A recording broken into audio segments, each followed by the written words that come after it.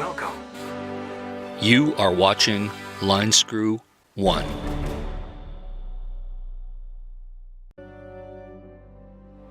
You will have no rights and you will be happy. This is not an easy thing for me to say, but it's becoming very clear that the death of America is being orchestrated from the freedom-hating neo-woke liberal groups from within. The recent phenomenon of the meme, "Let's go Brandon," is merely a current pop culture litmus test that proves that average people are no longer content to pretend that something that isn't true can no longer be accepted as such. The woke deconstructionism of American values and fundamental rights such as freedom of speech are now being openly mocked, as they rightly should be. When I see liberals such as James Carville and Bill Maher speaking out against the woke nation, we know the fascist left-wing neoliberals have begun to eat their own. Honestly, when moderate liberals are viewed as ultra-conservatives and garden-variety conservatives such as myself are painted as Nazis, you know America is in serious crisis.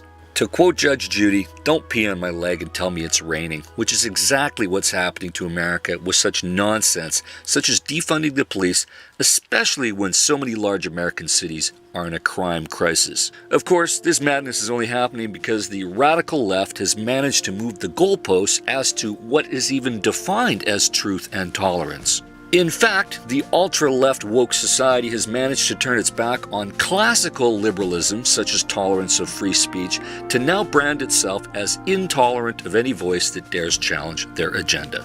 And the tool mainly used to destroy free speech has been the cancel culture. Gone are the days when colleges and universities hosted all forms of opinion and expression. Artists and comedians today are afraid to create for fear of losing their career.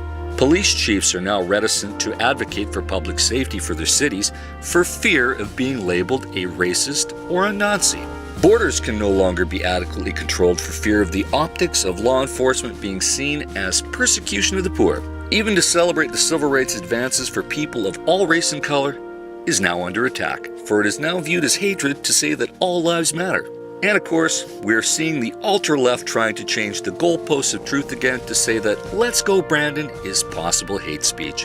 America has gone mad by tolerating such nonsense. But what do you expect from the youth who were raised by liberal helicopter parents who demanded that all their children got a participation trophy? Somehow these children grew up to think that if their personal feelings were somehow hurt, this was clear justification to cancel culture and to limit free speech for everybody. What happened to the days when we could defend the rights of our enemies to have free speech so that we could protect our own? You are now at the mercy of having only the rights that the neo-woke liberals say that you can have.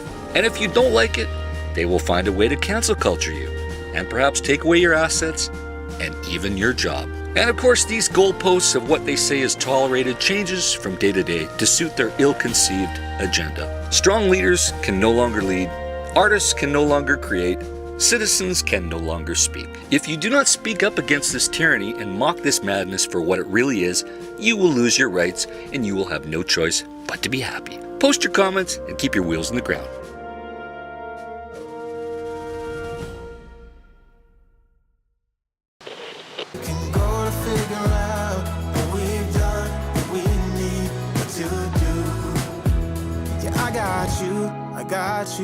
I got you.